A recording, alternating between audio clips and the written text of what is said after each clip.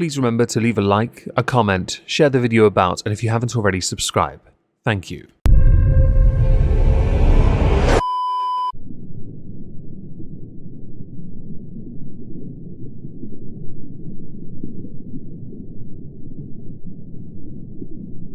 Well, isn't this just fantastic?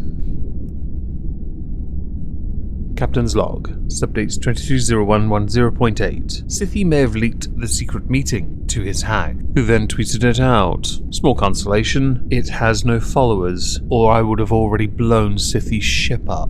Hello everyone, welcome back to another video. Today we're going to be doing a response video to two videos tweeted out via libs of TikTok, because these videos are hilarious and I think they're worth our time. The first of which I saw via Miss Raven, who has some remarks with regards to the first video. The second one, well, no. The second one just, well, it's a damning statement of current, events that have been ongoing for quite a number of years, in fact. And I thought, well, one's only 30 seconds, the other one's only a minute. I can stretch that into a long video. Suck it.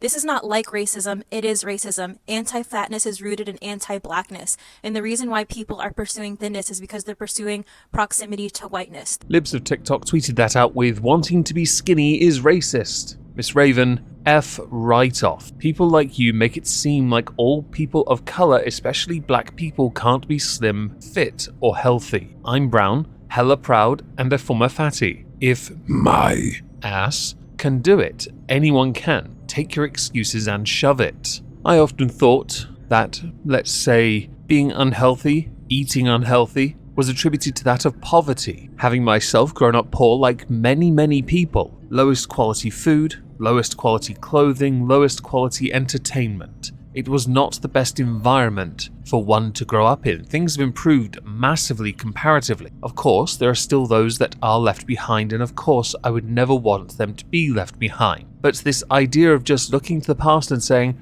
"Oh, but you wanting to be slim now is racist." It's not. You're just fat. Go for a walk. The reason why people hate fat people is because people hate black people, and appearing curvy or bigger. There are many reasons why some people who are not fat do not like those that are fat. It could be because they themselves, the not fat, were once themselves fat and want to be away from that toxicity. Perhaps they don't care for the fat acceptance movement or body positivity. Maybe it's because they look at you and think they're better than you. Maybe they look at you and think, you're going to order everything before I get to it, depending on the context. It could well be in a queue to get something. It could be you're in their way. It could be many reasons, in fact. Sweating during the summer and the horrendous body odor it produces. It's not rooted anymore in race. Especially when you add to that the more noteworthy celebrity types that are body positive plus sized are white. I'm assuming they're doing it because they're dragging themselves down to that bottom, right?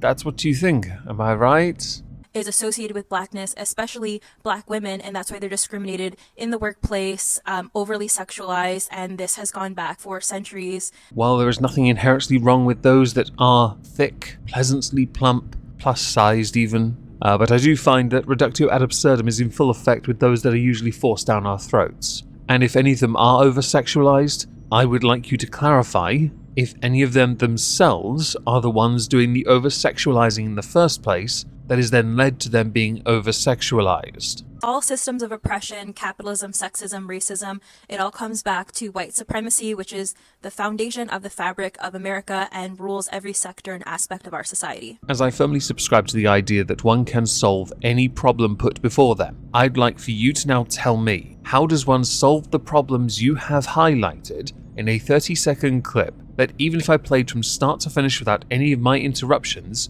would still make no sense whatsoever, and would be just a jumble of buzzwords solely designed to make you seem smarter than you are. If you wanted to do that without looking like an idiot at the same time, don't open your mouth and leave the glasses on. It is this typical gobbledygook nonsensical tripe that finds its way onto social media as people trying to appear as if they're intellectual. Things may be rooted in other problems. Okay, what next? How do you solve it? Please solve it for us. so we know a path forward that isn't a perpetual state of victimhood and a perpetual state of blaming. Act like a child, be treated like a child. Can we go back to the 1980s though so I can use a ruler? On to the next video! Hello, yes, I thought I should probably address this comment. I identify as grey gender. Wait, have we gone back to Tumblr? Because this sounds like something that came off Tumblr. Also, I took the liberty of looking at a website that has a list of gender-related stuff on it. Grey gender's not there. You have agender, bigender, cisgender, gender expression, gender fluid, gender queer, gender variant, MX, non-binary, passing, third gender, transgender, two-spirit, and Z. I assume as it's not on this white page, grey gender is in the grey area somewhere. Got to love that nuance, right? Which means I feel ties to certain genders, but it's really hard to describe, it's really hard to define. Oh, I get it, you're a hipster. I fully understand. Because to be something means to be derivative. To be something else and be identified as something else that you might feel a connection to, anyone notices you don't want to feel the connection to, means you're also gatekeeping for your own unique bland brand of gender. How exciting. Oh, I can't believe this made its way to Twitter. This is so informative. Have you considered hosting a TED Talk? Or maybe seeking a sponsorship with Fruity Pebbles you can take up from John Cena? For me, it's really close to being gender fluid. Ah, finally, something I can define and not stuck in the grey area, which is like the Phantom Zone. Gender fluid is a person who may feel like a mix of the two traditional genders, but may feel more man some days and more woman other days. I was half tempted to make a period joke here, really tempted, but I'm going to hold off because I'm not that much of a dick, even though I'm wearing the outfit of one. I just don't personally feel like I have strong enough, consistent enough, like repeated enough dysphoria to call myself gender fluid. Hold up, you don't feel like you have enough dysphoria? Do we collect this like we do Sainsbury's Nectar points? Do you have to power it up with one of those power rings from Captain Planet? Is your Power Ranger Morpher no longer holding the coin you once used? Stegosaurus would have been the best Power Ranger if they actually had one, by the way. If you have dysphoria, you need to be diagnosed with it, rather than saying, my dysphoria, I feel like my dysphoria. Otherwise, it is a redundant thing and a complete appropriation and misuse of the word to suit how you feel, as opposed to something that is used typically to diagnose another person, and then can be treated in accordance with that diagnosis.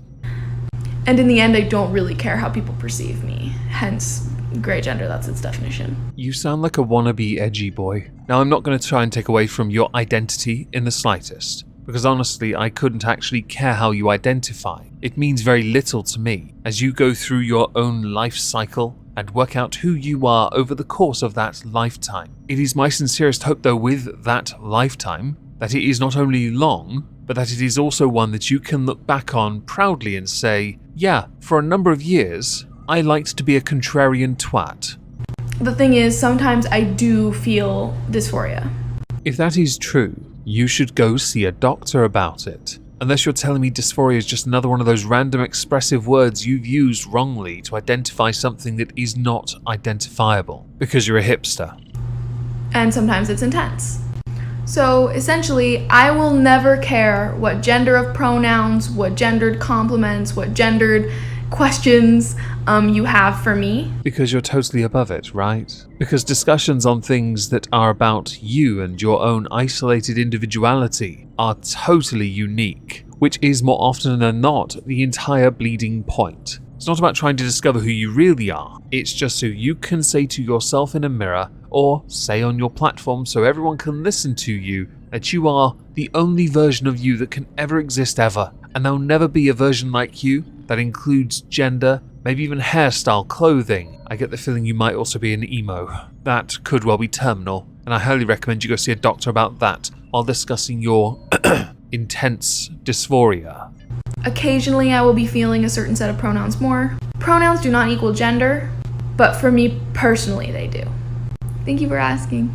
You know, I was often led to believe gender and pronouns were mutually exclusive. I hadn't realised that they could also be interpreted as not. It never occurred to me that there could be a vast array of interpretations of what these genders and pronouns actually mean. Although now having such intense knowledge of this subject, I can safely say I now understand why some put their gender and their pronouns in their bios on social media, because the last thing we want is someone to leave a comment with he, him when someone is it, she, her when they're in fact we. Often those that subscribe to these ideas of different genders, while trying to appear completely different and unique, always come across as the same way. And I'd love to hear them just say the following: we are the Borg. Existence as you know it is over. We will add your biological and technological distinctiveness to our own. Resistance is futile. Strength is irrelevant. We wish to improve ourselves. Was that a bit too tongue-in-cheek? Am I going to be left with a few gatekeeping comments about how I can't have fun in videos?